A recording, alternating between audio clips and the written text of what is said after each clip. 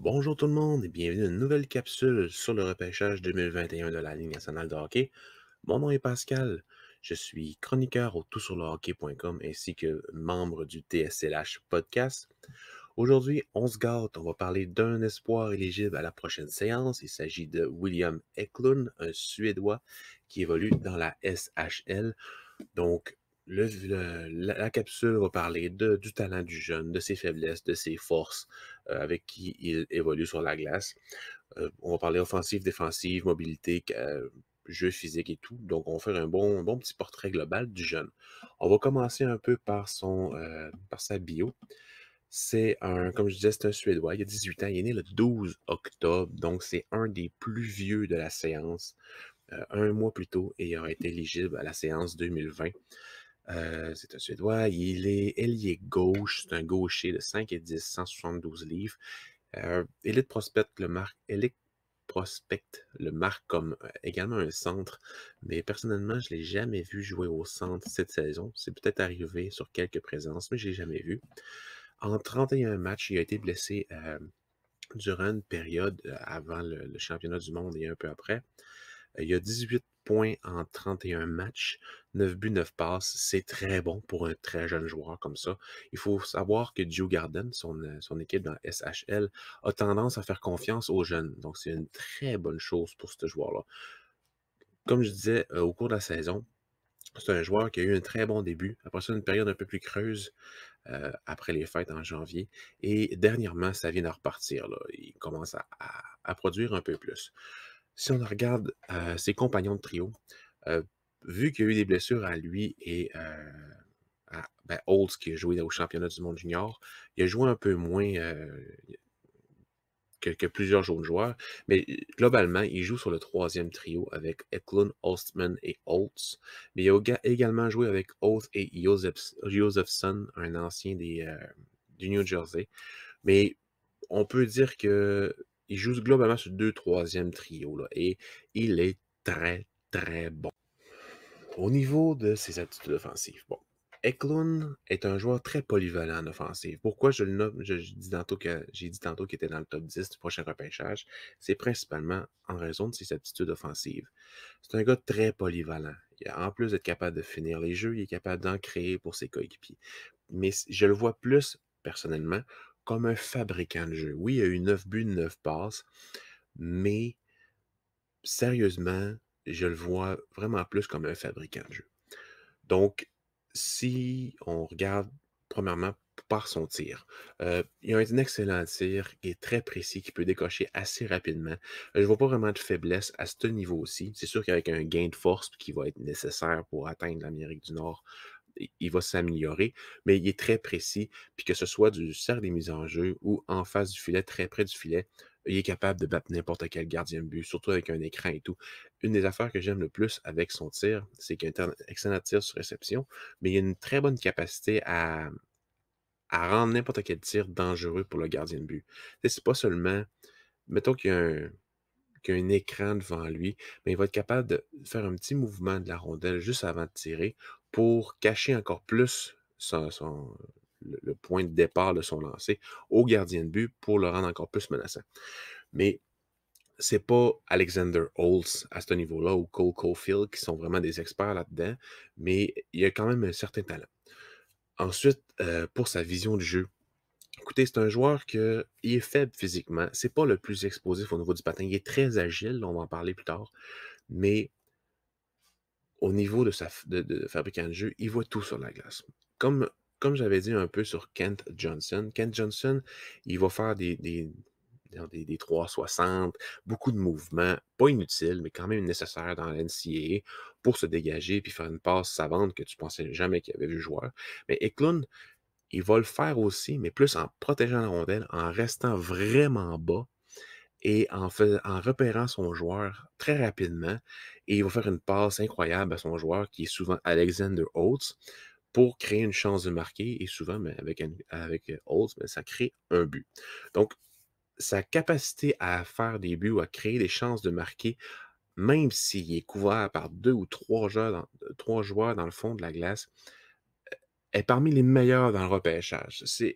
C'est une des choses pourquoi on le voit souvent sur certains classements, comme même le premier espoir de la séance ou dans le top 3. Faut vraiment pas sous-estimer ce joueur-là. Il a un potentiel d'amélioration vraiment élevé, même si en ce moment, il joue dans SHL et il domine pas, là, mais il est très, très bon. Il est couvert un peu par son équipe, comme Alexander Holtz l'année passée. C'est-à-dire, Holtz l'année passée, il jouait sur le top 9, top 6, mettons, mais seulement en situation avantageuse pour lui. Même si son niveau, son niveau défensif était un peu sous-estimé par la plupart du monde et son implication dans toutes les sphères du jeu était sous-estimée, il était vraiment couvert par ses coachs. Mais c'est un peu le même cas pour Eklund cette saison, puis c'est une très bonne chose pour son développement. Je vois en ce joueur-là quelqu'un qui va driver en offensive, pas comme Crosby ou peu importe, là, mais quelqu'un qui va être capable de rendre les joueurs avec lui meilleurs, puis de vraiment rendre le travail difficile à la défensive adverse. C'est comme ça que je vois son offensive à lui. Sinon, s'il y a quelque chose à améliorer, ça va être plus au niveau de sa mobilité. On pourrait en parler tout de suite, c'est ça qu'on va faire. La chose que j'aime le moins de sa mobilité, c'est c'est vraiment plus aller chercher sa vitesse maximale. Parce que c'est un gars très fluide, OK? Dans le fond, c'est pas un patineur nord-sud, c'est plus un patineur est-ouest. C'est-à-dire qu'il va faire beaucoup de mouvements en cercle ou en fond, beaucoup de mouvements latéraux pour se débarrasser de ses joueurs, mais il n'est pas capable d'aller chercher la vitesse de plus, dans le fond, la, la- la- la vitesse de pointe de plus pour être capable de déborder l'adversaire. Ça arrive qu'il le fait. OK, ça va arriver qu'un défenseur il va rater son pivot. Mais je ne vois pas pantoute le faire en Amérique du Nord pour le moment. Ça va venir. Écoute, il est petit, il a 175 livres, je me souviens bien. Donc, ça va venir. Tu sais. Avec la maturité de ce joueur-là, puis je suis sûr que c'est un joueur qui a une bonne éthique de travail. S'il joue déjà dans la SHL, tu peux pas te pogner le derrière, comme on dit. Il faut absolument que tu sois un bon joueur sur la glace. Puis en dehors de la glace, puis je suis pas mal sûr que ça en est un. Donc, une fois qu'il va avoir pogné sa vitesse de pointe-là, plus rapide, d'après moi, il va être difficile à arrêter pour n'importe quelle équipe. J'aime beaucoup sa fluidité. Techniquement, sa fluidité et sa technique de patin, je l'aime. Tu sais, c'est pas quelque chose qui est un défaut pour lui, là. Il va utiliser beaucoup de changements de direction et de mouvements d'épaule et de poignet pour se débarrasser de ses couvreurs, puis ça va marcher souvent, là. Mais j'adore sa façon de ralentir le jeu pour s'offrir des options de passe. C'est quelqu'un qui va utiliser beaucoup sa mobilité pour son offensive, pas pour couper au filet ou pour déborder, parce qu'il sait qu'il n'est pas capable, probablement pas capable. Il est pas, la majorité du temps, il n'est pas capable contre les défenseurs adverses, mais tu vois qu'il voit le jeu devant lui, un peu comme, là, je sais pas, je compare pas leur talent ou peu importe, mais un peu comme Suzuki. Suzuki, il savait qu'il n'était pas le plus rapide, mais il savait comment utiliser son intelligence, son anticipation, puis sa vision du jeu pour créer des opportunités pour lui malgré son manque de vitesse. C'est la même chose un peu pour Eklund. Puis je crois que la transition, c'est pas sa tête qui va l'empêcher de faire une belle transition en Amérique du Nord, c'est plus ses capacités physiques. Puis une fois que ça va être amélioré, il va jouer sur le top 6 d'une équipe de la Ligue nationale de hockey. Selon moi, il n'y a aucun espoir qu'il y ait un surshot pour la Ligue nationale de hockey, mais lui, j'ai pas de doute que ce gars-là va être bon dans la Ligue nationale de hockey, surtout offensivement. Comme je disais plus tôt, c'est pas un joueur qui va dominer physiquement ses adversaires. C'est plutôt le contraire.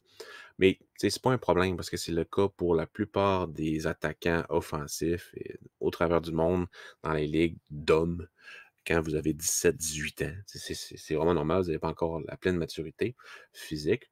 Donc, pour moi, je vois pas un problème.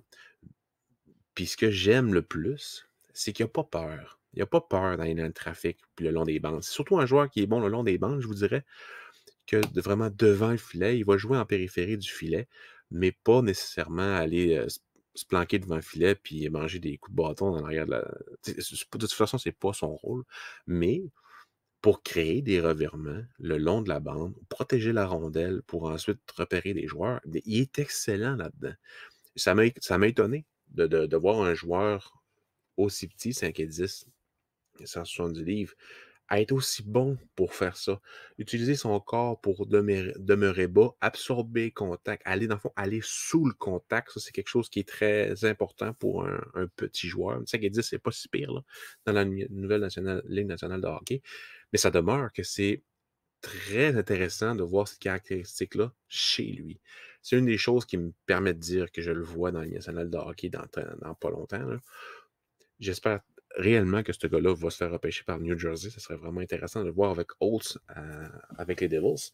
Mais bref, physiquement, c'est pas un gars qui va se tirer partout dans les bandes pour plaquer les joueurs. C'est pas un gars qui va utiliser son physique en défensive. C'est plutôt son bâton, son intelligence, son anticipation qu'il va utiliser.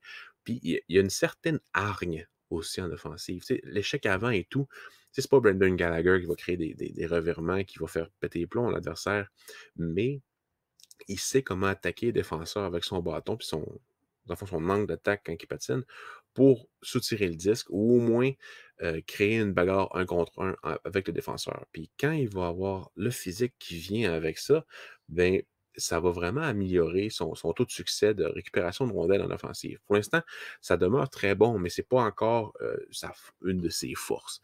Mais je le vois très, très bon dans le futur si c'est vraiment quelque chose qui améliore son physique. Ça va venir. J'ai vraiment pas peur, comme je l'ai dit plusieurs fois, avec la maturité, avec l'entraînement hors glace et ben, de la prise d'expérience sur une glace contre des hommes, ça va être important. Puis selon moi, les recruteurs de la Ligue nationale de hockey et les équipes vont vraiment aimer le fait qu'il produit et n'est pas un élément négatif à son équipe dans la SHL. C'est impressionnant ce qu'il fait en ce moment dans la SHL. J'ai pas comparé avec d'autres joueurs de son âge, comme Holtz l'année passée et tout, mais ça demeure que pour moi, je le vois vraiment positivement, le fait qu'il joue déjà dans la SHL à son année de draft. Donc, c'est quelque chose qu'il va falloir garder en tête. Ensuite, niveau défensif, c'est pas nécessairement le meilleur dans sa zone. Des fois, il va être un peu décousu, il va être complètement immobile. Tu sais, il aura tendance à garder ses pieds en mouvement. Pas parce que il est pas combatif et tout, mais juste pour ça va arriver qu'il va être en retard sur un jeu, qu'il aurait pu être le gars sur la rondelle, mais en fin de compte, c'est son coup, c'est son joueur qui va se ramasser sa rondelle en premier. Ça arrive, c'est pas la fin du monde, mais je dirais pas que c'est un joueur complètement inutile. Tu sais, en ce moment, comme je disais, il est couvert par son équipe, mais quand le jeu se transporte en défensive, je dirais pas qu'il cause souvent des revirements impardonnables qui vont faire en sorte que ça va faire un but. Mais ça arrive. Ça peut arriver par son positionnement et tout, que la sortie de zone est retardée. Il n'est pas complètement inutile. Souvent, il va être l'élément comme n'importe quel ailier, il va être l'élément de transition entre le défenseur et l'offensive, c'est-à-dire qu'il va recevoir une passe, puis il va la lancer à un joueur la faire dévier ou la lancer à un joueur qui va relancer l'attaque avec la rapidité. Mais c'est quand même rare que c'est lui qui va le faire. L'élément défensif, transition vers l'attaque, est quelque chose à améliorer chez eux. Il y a déjà une certaine amélioration qui a eu lieu cette année, mais c'est quelque chose qu'il va falloir qu'il travaille. Puis en étant sur une grande glace, quand il va arriver dans l'Amérique du Nord sur une plus petite glace avec la meilleure position, c'est quelque chose qui va être pas un mur, là, mais ça va être une bonne marche à franchir. Puis, tu sais, c'est ça pour tout le monde. Tous les Européens, c'est ça. C'est le truc des fois qui fait en sorte qu'ils ne sont pas capables d'atteindre la Ligue nationale de hockey. Il y a plusieurs autres facteurs, là, mais dans ma tête, c'est une des choses qui est plus difficile. Comme un peu le Norlander du Canadien de Montréal, ça va être difficile pour lui en Amérique du Nord, justement à cause de la petite glace. Pour Romanov, c'est moins difficile parce qu'il y a une mobilité élite, puis il a joué plusieurs années dans une ligue pro qui est très rapide. Fait que, tu sais, je m'en inquiète un peu moins. Là. Mais pour des joueurs comme Eklund puis Norlander, un peu plus d'inquiétude, mais pas la fin du monde. Là. Je m'attends à ce qu'il soit quand même compétent dans le national de hockey pour relancer l'attaque. Donc, ça fait un peu le tour de ce que je voulais dire sur William Eklund dans mon portrait de cet espoir éligible au repêchage 2021 de la Ligue nationale de hockey. J'espère que vous avez apprécié ce que j'ai dit de cet espoir-là. C'est un des meilleurs du prochain repêchage.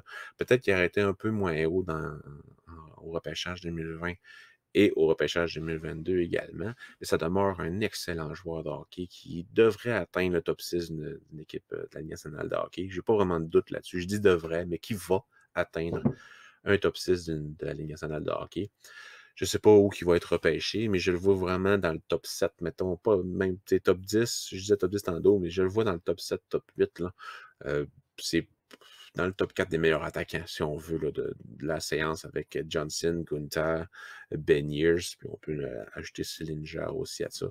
Il y en a plusieurs.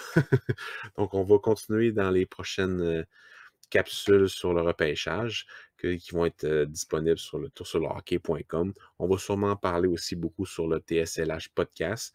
L'épisode qu'on vient de voir va être disponible sur toutes nos plateformes podcast dans les prochaines semaines. Aujourd'hui, on est le 19 février 2021. Donc, merci beaucoup d'avoir été là, partagé cette capsule. Merci beaucoup. Bonne fin de journée.